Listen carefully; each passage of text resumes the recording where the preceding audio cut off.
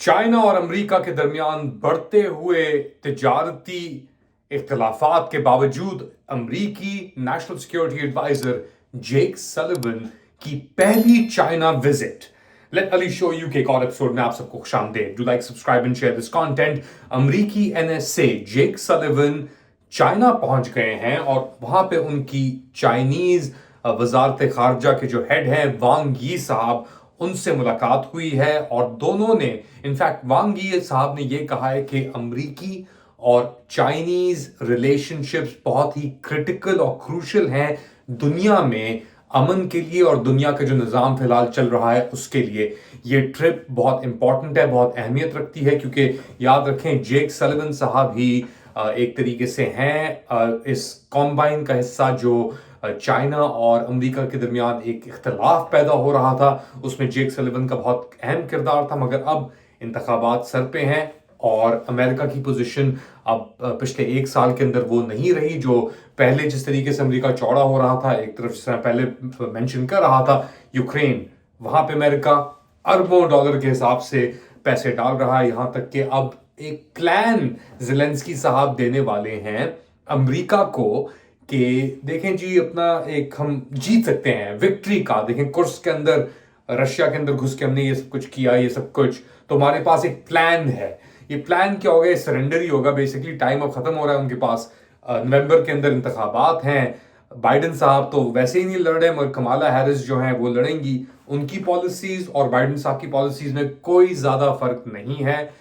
Ukraine के अंदर वो जंग को जारी रखना चाहते हैं, कोई कॉम्प्रोमाइज की बात नहीं हो रही। मगर मेरे ख्याल से अब एक एहसास डेवलप हो गया है, थोड़ा बहुत, खैर थोड़ा बहुत तो नहीं, अगर सलिवन साहब आ गए तो एहसास डेवलप हो गया है कि भाई आप इतनी जंगें इतने फ्रंट्स के ऊपर आप नहीं खोल सकते।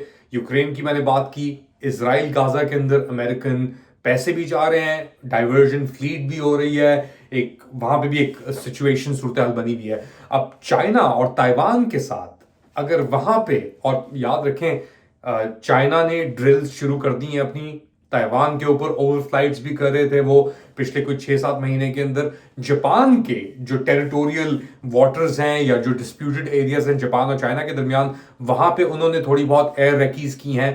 तो ये जो क्वाड का जो कॉन्सेप्ट था ना अमेरिका का, कि जी जिसके अंदर इंडिया मौजूद है, आपका जापान मौजूद है, ऑस्ट्रेलिया और अमेरिका चाइना को कंटेन करने के लिए पैसिफिक ओशन के अंदर, उसके अंदर अब एक आप समझ लें दरार आ गई है या एक रुकावटें आ गई हैं, क्योंकि अमेरिका एक बहुत बहुत हद तक डाइवर्ट, उसकी टेंशन डाइवर्ट हो चुकी है।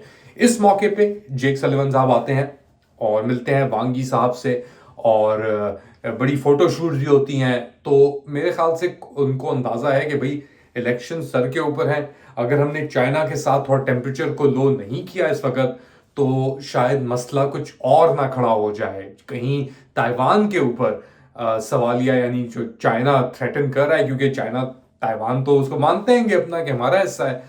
तो एक बैलेंसिंग एक्ट चल रही है, थोड़ा जरा ब्रिंग से पुल बैक करने की, क्योंकि चाइना रशिया का जो कॉम्बाइन है और ईरान का कॉम्बाइन है वो बहुत प्रेशर डाल रहा है अमेरिकन पोजीशन के ऊपर। अमेरिकन पोजीशन के ऊपर इसराइल ने ही प्रेशर डाला हुआ है, जिस तरह मैं जिक्र कर रहा था। तो अब इस मौके के ऊपर जब एक ट्रेड की वॉर भी चल रही है, हमने जिस तरह जिक्र किया था कि जी ट्रूडो साहब ने भी टैरिफ्स लगा दिए हैं चाइनीज ईवीज के ऊपर, अमेरिका की वो फॉलो करते हुए टेस्ला के ऊपर भी प्रेशर है। तो ये रीओरिएंटेशन के अंदर थोड़ा टाइम बाय करने की कोशिश की जा रही है। बाइडेन साहब की जो आप कह लें हुकूमत है, जाती हुई हुकूमत, वो थोड़ा थोड़ा सा एक स्टेबिलिटी मिल जाए, कि अगर कमाला हैरिस आती हैं उनको भी मौका मिले कि जी दोबारा री इंगेज करने का चाइना से।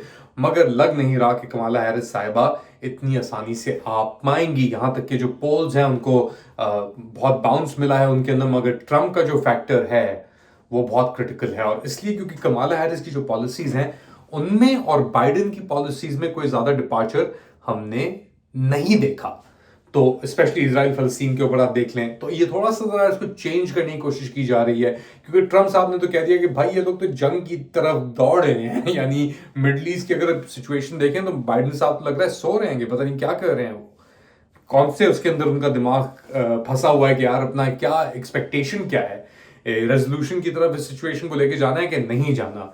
और स्पेशली अब इसराइल, और अपना आप देख लें इजरायली चैनल ने एक ऑडियो भी रिलीज की है, वहां पे नेतन्याहू साहब मुलाकात कर रहे हैं, बात कर रहे हैं, किसी ने रिकॉर्डिंग की ऑडियो की कि वो बात कर रहे हैं, मुलाकात कर रहे हैं जो हॉस्टेज फैमिलीज हैं, हॉस्टेज फैमिलीज करेंगे प्लीज आप हमारे खानदान वालों को, रिलेटिव्स को रिहा करवाएं।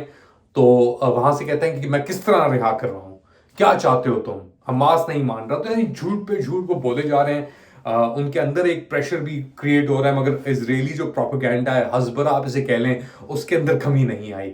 अभी इन्होंने कोई बेदुइन एक हमास भी खैर एक अजीब और गरीब किस्म की ऑर्गेनाइजेशन है, एक अरबी बेदुइन को पिछले 1 साल से उन्होंने अक्टूबर 7 के वाकयात के अंदर पकड़ लिया था और वो लेके चले गए थे गाजा।